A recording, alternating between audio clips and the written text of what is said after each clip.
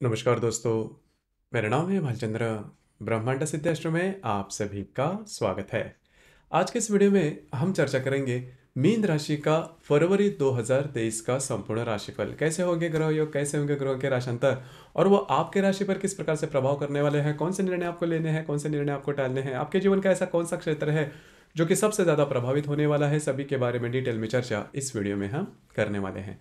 अपना जो चैनल है ब्रह्मांड सिद्धि एस्ट्रो, इस चैनल पर मेष राशि से लेकर मीन राशि तक की जो सभी 12 राशियां हैं, इन सभी 12 राशियों का फरवरी 2023 का राशिफल क्या होगा, इस विषय पर वीडियो अपलोड हो चुके हैं। आप उसका आनंद जरूर लीजिए। तो आज के इस वीडियो में हम चर्चा करेंगे मीन राशि के बारे में। तो सबसे पहले हम चर्चा करेंगे सूर्य के बारे में। सूर्य जो ग्रह है, यह ग्रह आपके राशि का षष्ठेश है, जो कि आपके लाभ भाव में भ्रमण कर रहा है। और दिनांक 14 तारीख के बाद यह जो रवि है, यह रवि या फिर सूर्य आपके व्यय भाव में भ्रमण करेगा। तो अब तक आपने देखा होगा कि किसी भी प्रकार के बड़े प्रॉब्लम, हालांकि जो आपको पैसे आने वाले थे उसमें छोटे मोटे प्रॉब्लम कॉम्प्लिकेशन हो रहे थे, लेकिन 14 तारीख के बाद का जो समय है वो थोड़ा सा रवि के मायने में अगर देखा जाए या फिर सूर्य के मायने में, कारकत्व मायने में अगर देखा जाए तो थोड़ा प्रॉब्लमेटिक आपके लिए हो सकता है। खास करके आपको स्वास्थ्य के बारे में ध्यान देना बहुत ही ज़्यादा आवश्यक होगा। स्वास्थ्य के बारे में यदि किसी व्याधि से आप ग्रस्त हो तो उसके कुछ लक्षण आपको दिखाई दे सकते हैं। उसी प्रकार जहाँ पर आप काम करते हो, नौकरी करते हो या फिर व्यवसाय करते हो, वहाँ पर के जो लोग होंगे उनसे भी आपको थोड़ा बचना होगा। हालांकि आपके राशि में जो गुरु है वो भ्रमण कर रहा है, लेकिन फिर भी आपको जो भी आपका कार्य क्षेत्र है उससे रिलेटेड थोड़ा चौकन्ना रहना ज़्यादा आवश्यक होगा। उसी प्रकार इसके बाद हम चर्चा करेंगे मंगल ग्रह के बारे में। अब ये जो मंगल ग्रह है, ये मंगल ग्रह आपके तृतीय भाव में भ्रमण कर रहा है और पिछले करीबन 2-3 महीने में आपने देखा होगा कि कई दफ़ा आपके जो डिसीजन है वो गलत होते हुए नज़र आ रहे थे। मतलब जो भी प्रॉब्लम कॉम्प्लिकेशन में थोड़ा ज़्यादा बन रही थी, तो अब जबकि ये जो मंगल आपके तृतीय भाव में मार्गस्थ हो जाएगा तो किसी भी प्रकार के बड़े प्रॉब्लम कॉम्प्लिकेशंस आपको देखने नहीं मिलेंगे। उसी प्रकार थोड़ी बहुत पैसे के मामला में भी आपने किल्लत देखी होगी। इसके पहले अगर 3-4 महीने में आपने कोई डिसीजन लिए थे वो भी गलत होते हुए नज़र आ रहे थे, या फिर स्ट्रेस टेंशन आपने काफ़ी ज़्यादा सहन किया होगा। लेकिन इस महीने में ये जो बात है वो काफ़ी मायनों में कम होती हुई नजर आएगी। आप जो भी काम हाथ में लोगे वो काफ़ी इजीली पूरे करते हुए नजर आएंगे और पैसे के मामला में भी किसी भी प्रकार के बड़े प्रॉब्लम कॉम्प्लिकेशंस आपको देखने नहीं मिलेंगे। तो कुल मिला के देखा जाए तो पिछले करीबन 3-4 महीनों की अगर तुलना करें तो ये जो मंगल का भ्रमण आपके तृतीय भाव में होगा वो आपके लिए शुभ फलदायी साबित होगा। इसके बाद हम चर्चा करेंगे बुध ग्रह के बारे में। अब ये जो बुध ग्रह है, ये बुध ग्रह आपके दशम भाव में भ्रमण कर रहा है और दिनांक 8 तारीख के बाद ये आपके लाभ भाव में भ्रमण करेगा और 28 तारीख के बाद ये जो बुध है वो आपके व्यय भाव में भ्रमण करेगा। तो ये जो बुध है वो आपका चतुर्थेश भी है और सप्तमेश भी है, जो कि आपके लाभ भाव में 8 तारीख से लेकर 28 तारीख तक रहेगा। तो ये काफ़ी ज़्यादा महत्वपूर्ण और शुभ फलदायी बात होगी, क्योंकि आपके जो वैवाहिक जोड़ीदार है उनके साथ आपकी जो हारमोनी है वो काफ़ी अच्छी देखी जाएगी। उसी प्रकार घर के जो लोग हैं उनके साथ भी इस प्रकार की जो बातें हैं, मतलब आप दोनों में जो हारमोनी है वो काफ़ी अच्छी देखी जाएगी। उसी प्रकार आपके जो मित्र परिवार है उनसे भी आपको काफ़ी अच्छी मदद मिल सकती है। तो कुल मिला के देखा जाए तो बुध का जो भ्रमण है वो भी आपके लिए शुभ फलदायी साबित होगा।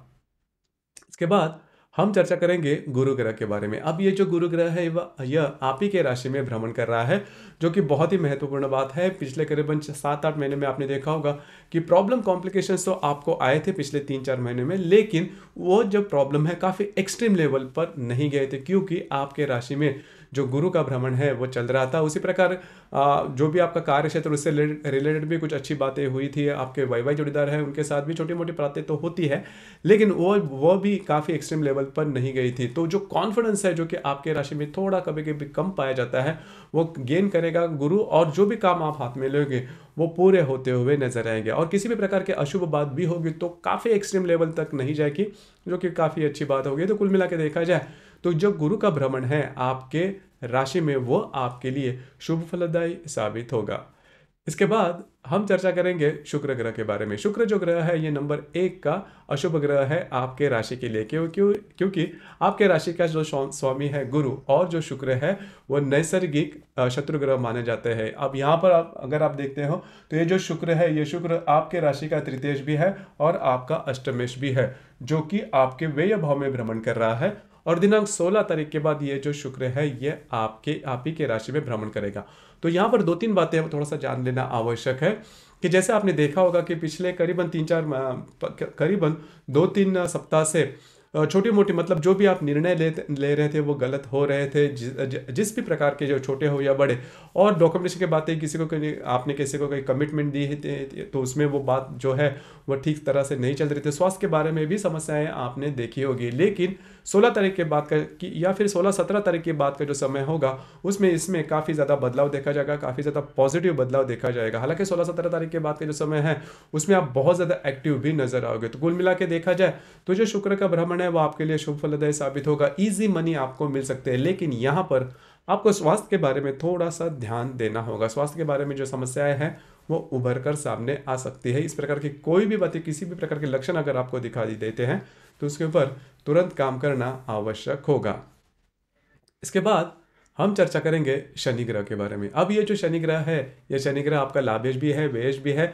तो जैसा आपने सुना भी होगा कि आपकी जो 7.5 है वो शुरुआत हो चुकी है। मतलब जनवरी के करीबन 18 तारीख से ये जो शनि है, ये शनि आपके व्यय भाव में भ्रमण कर रहा है।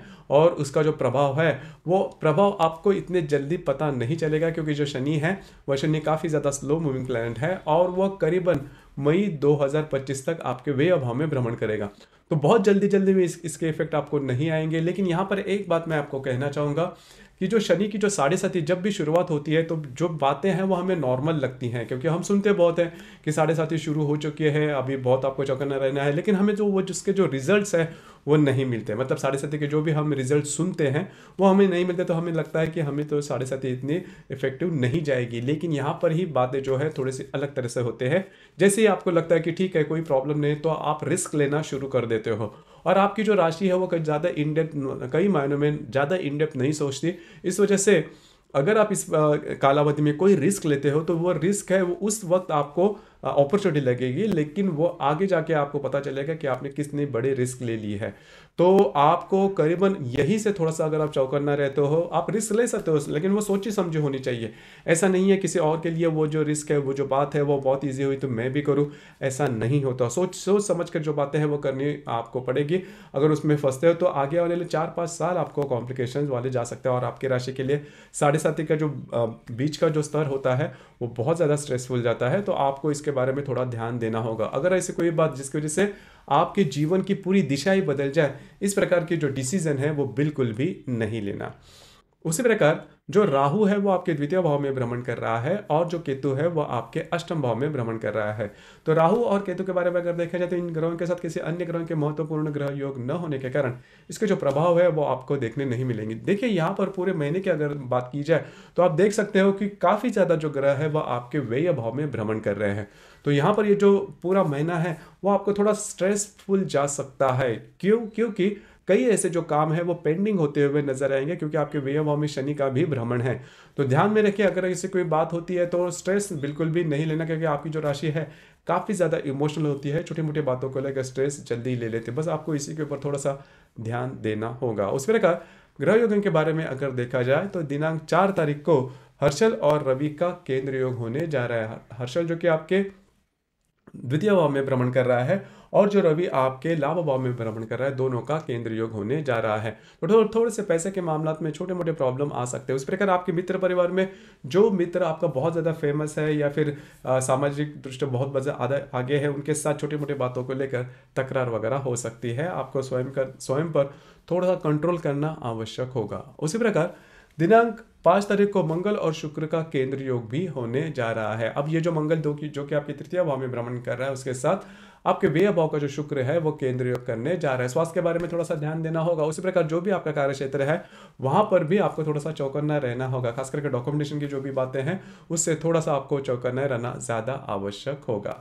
उसी प्रकार दिनांक 16 तारीख को रवि और शनि की युति होने जा रही है। अब ये जो रवि है वो आपका षष्ठेश भी है और जो शनि है वो आपका व्ययेश और लाभेश भी। इस दोनों की जो युति है वो आपके व्यय भाव में होने जा रही है दिनांक 16 तारीख को। अब ये जो युति है बहुत ही ज़्यादा महत्वपूर्ण, आपके लिए काफ़ी ज़्यादा अशुभ फलदायी हो सकती है।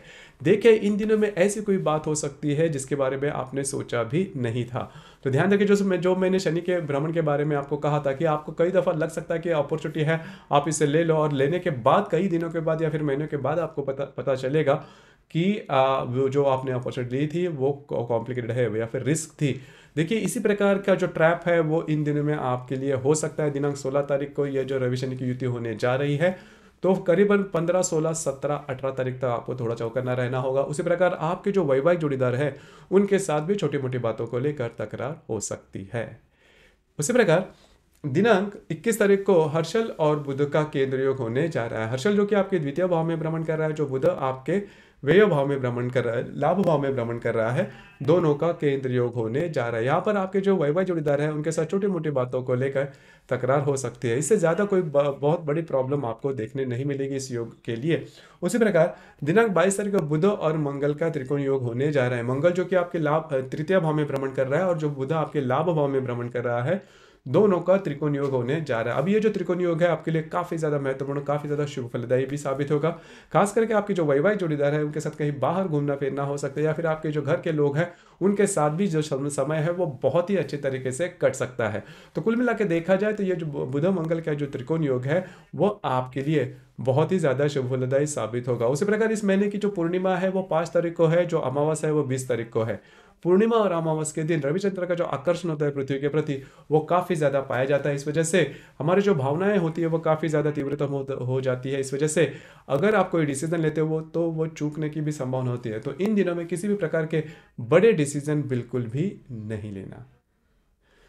तो दोस्तों ये था मीन राशि का फरवरी 2023 का संपूर्ण राशिफल। आपको ये राशिफल कैसे लगा, आपने किस प्रकार से अनुभव किया, नीचे कमेंट बॉक्स में जरूर कमेंट करना। और अपना जो चैनल है ब्रह्मांड सिद्धि एस्ट्रो, इसे भी लाइक शेयर और सब्सक्राइब जरूर करना। धन्यवाद।